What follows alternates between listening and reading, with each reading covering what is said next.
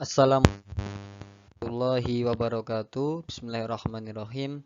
Anak-anakku kelas 3 yang sangat saya cintai, hari ini Ustadz akan menjelaskan tema 2 subtema 3 pembelajaran pertama ya sampai ke 6 tentang materi pelajaran bahasa Indonesia. Ya, perhatikan baik-baik. Sebelum kita mulai pembelajaran, awali dengan membaca basmalah terlebih dahulu. Bismillahirrahmanirrahim. Anak-anakku, materi pertama yang akan kita bahas adalah tentang wawancara ya.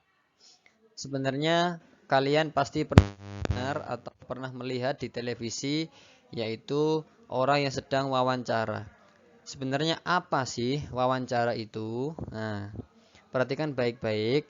Wawancara itu disebut juga dengan interview. Ini yang Ustadz lingkari ya. Wawancara itu bisa disebut juga sebagai interview.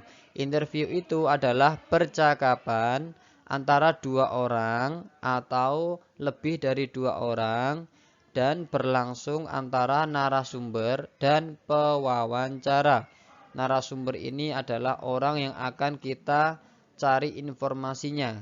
Sementara pewawancara adalah orang yang bertanya tentang sesuatu atau mencari informasi. Nah, wawancara itu memiliki tujuan tersendiri, yaitu untuk apa? Untuk mendapatkan informasi yang tepat dari narasumber yang terpercaya. Jadi supaya informasi yang kita terima itu benar-benar fakta dan bukan palsu, maka kita harus cari dari narasumbernya langsung atau pelaku kejadiannya langsung. Oke? Nah, wawancara itu anak-anak dilakukan dengan cara menanyakan sejumlah pertanyaan ya kepada narasumber. Jadi kita bertanya langsung pada orang yang melakukan suatu peristiwa atau kejadian dengan beberapa pertanyaan. Nanti jawaban itu yang disebut sebagai informasi. Nah, perhatikan. Lalu apa saja tahapan-tahapan dalam wawancara? Nah, yang pertama, sebelum kalian melakukan wawancara adalah menentukan tema atau judul wawancara yang ingin kamu buat. Kira-kira kamu mau membuat apa wawancara yang akan kamu lakukan itu? Kamu harus tentukan itu dulu yang pertama. Ya kan? Yang kedua, kalau sudah punya ide mau membuat wawancara, maka kalian buat daftar pertanyaan. Daftar pertanyaan ini nanti yang akan kita tanyakan kepada pelaku atau narasumber. Sementara yang ketiga, kalau kita sudah punya temanya, sudah punya pertanyaannya, maka kita cari narasumbernya. Nah, kalau sudah tiga langkah berikut, nah, perhatikan berikut ini. Narasumber orang yang memberikan informasi, yaitu pelaku kejadian yang kita mintai keterangan. Lalu yang keempat adalah menulis pokok-pokok hasil wawancara. Kalau kamu sudah bertanya sama narasumber, maka narasumbernya menjawab. Kamu catat pokok-pokok itu, jawaban dari narasumber itu menjadi informasi buat kalian. Yang kelima, lalu melaporkan hasil wawancara. Itu ya. Ini 5 tahapan untuk wawancara. Yang pertama adalah judul, membuat judulnya dulu apa, temanya apa. Yang kedua, membuat daftar pertanyaan. Yang ketiga, menentukan narasumbernya siapa nanti. Yang keempat, menulis pokok-pokok hasil wawancara. Dan yang kelima, melaporkan hasil wawancara. Nah, berikut ini teknis pelaksanaan wawancara. Nah, sebelum wawancara, kamu harus yang pertama berpakaian rapi dan sopan karena kita akan bertamu ke tempat orang lain. Yang kedua, kita harus datang tepat waktu sesuai dengan perjanjian dengan narasumber. Kita nggak boleh terlambat. Kita harus usahakan tepat waktu. Nah, ini sebelum wawancara. Sekarang selama wawancara berlangsung, apa yang kita laksanakan? Yaitu yang pertama adalah karena kita sudah memiliki pertanyaan-pertanyaan, Maka kalau kita sudah ketemu narasumbernya, kita mengajukan pertanyaan secara jelas dan ringkas. Nah, yang kedua, kita harus tetap bersikap sopan kepada narasumber. Kita nggak boleh arogan, ya, atau seenaknya sendiri. Yang ketiga, kita menguasai tujuan dan hasil yang diharapkan dari wawancara. Nah, lalu yang keempat adalah mendokumentasikan kegiatan wawancara. Jadi didokumentasikan supaya filenya tidak hilang, supaya hasil wawancaranya tidak hilang. Setelah kita wawancara, setelah selesai wawancara, maka tahapan yang kita lakukan adalah menyampaikan terima kasih kepada narasumber atas kesediaannya untuk diwawancarai. Jadi setelah kita ngobrol sama narasumbernya, maka kita ucapkan terima kasih. Itu ya, jangan lupa ucapkan permintaan maaf dan terima kasih. Nah, anak-anak, itu tadi materi tentang wawancara. Sekarang adalah materi tentang merawat tumbuhan. Perhatikan baik-baik. Kalian pasti punya tanaman di rumah, ya kan? Di sekitar rumah kalian pasti banyak tanaman. Apa yang kamu lakukan kalau dalam merawat tumbuhan itu sehat? Yang pertama adalah kamu siapkan tempat atau pot tanaman supaya dia terlihat rapi. Tempat ini nanti untuk tanaman itu tumbuh, ya. Siapkan pot tanaman. Yang kedua adalah dengan menjaganya.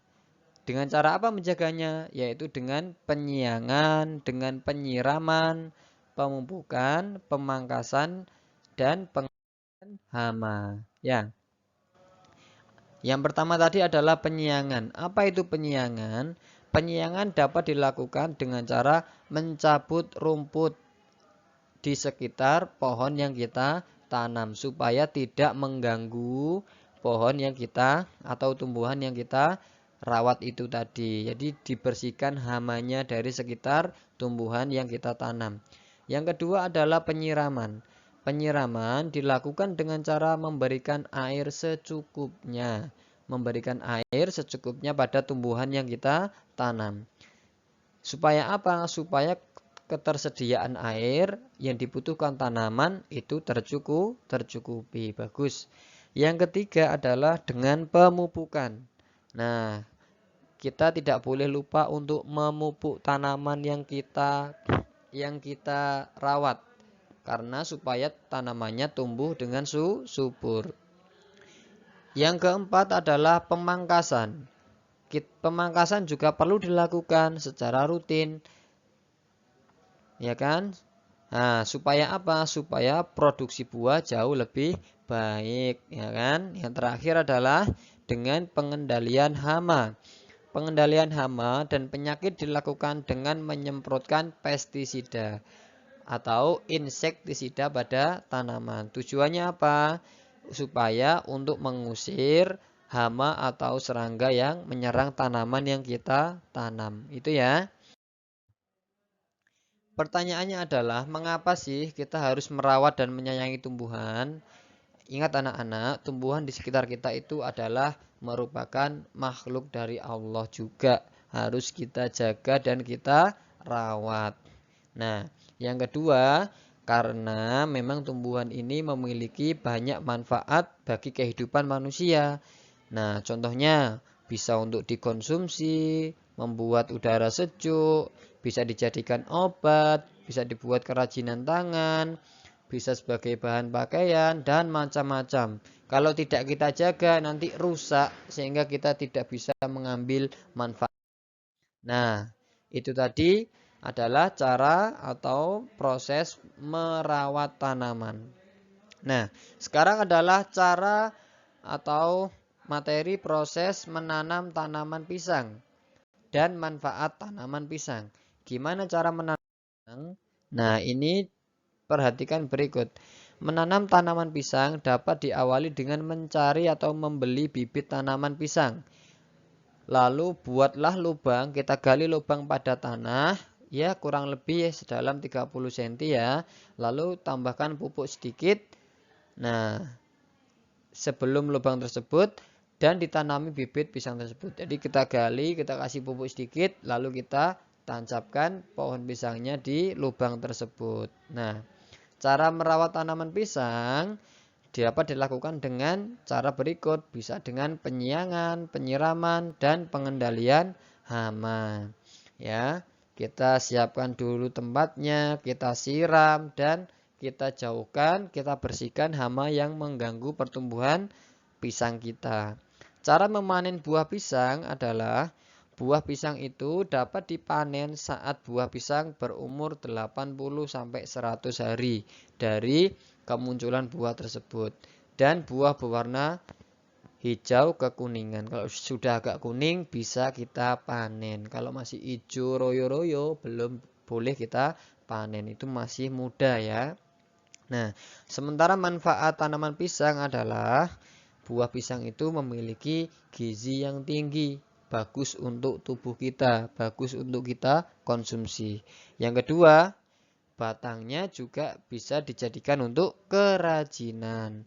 Daunnya, daun pisang yang warnanya hijau itu bisa dijadikan sebagai bungkus makanan. Apalagi makanan kalau dibungkus daun pisang itu rasanya baunya sedap sekali ya, beda dengan dibungkus pakai kertas minyak ya. Nah, itu anak-anak materi materi bahasa Indonesia untuk hari ini. Semoga materinya bermanfaat buat kalian. Cukup sekian. Assalamualaikum warahmatullahi wabarakatuh. Jangan lupa sholat 5 waktu ya.